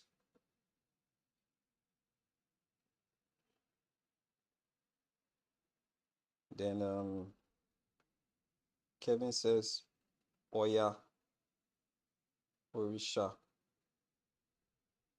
Anansi. Um,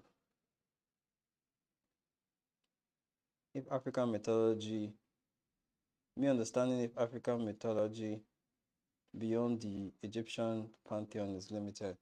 African mythology figures in general. Okay. African mythology creatures. Okay. African.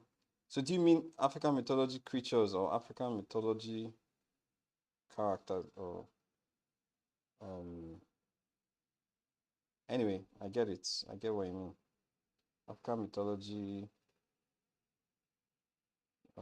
entities. All right. So I've taken down the notes and I'll look into these things. Maybe next week would be masks or something. But yeah, we finally come to an end to the end of this and this was fun. I'm just quickly like do like a like rough pass on the hair.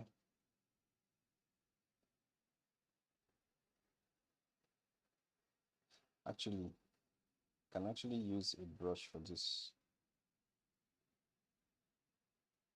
I use a brush for this.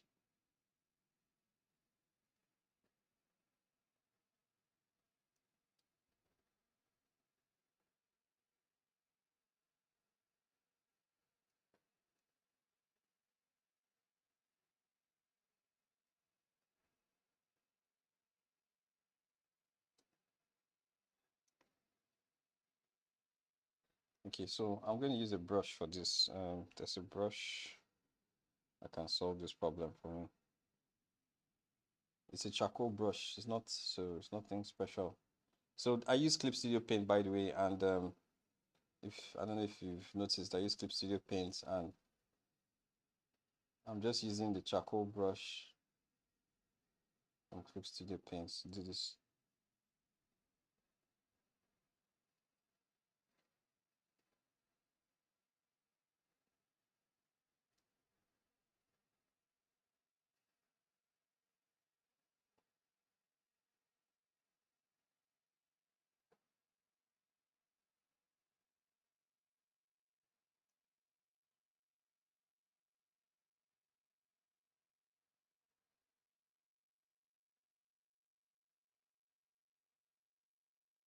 Guys, thank you so much for joining this week. Please don't forget next week, same time, which is 5 p.m. West African time. 5 p.m. West African time, 9 a.m. Pacific time, and 12 p.m. Eastern time. Azara is asking, do you use CSP like Clip Studio Paint for storyboarding? No. I use Storyboard Pro. I know Clip Studio Paint can do it, but there's a learning curve that I need to be able to overcome before I can use Clip Studio Paint. So and I'm not ready to, because man, I know how to use a lot. I had to learn how to use a lot of software in the course of being an artist, and any additional software that I'm adding to that, to me just feels like a a barrier or a stumbling block. So I don't, since I'm already used to Storyboard Pro, I just want to stick with it. Yeah. Yeah, you could try mixing them with cybernetic themes or going full fantasy. Okay, yeah, so that's a good idea. You're saying cyber. So that's like cyberpunk type of masks or something. Are you referring to the masks? Okay, referring to the masks. Okay, cyberpunk.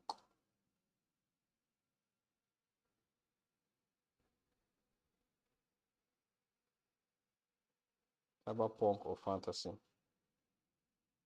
Okay. Yeah, this is actually going to be a lot of fun to do.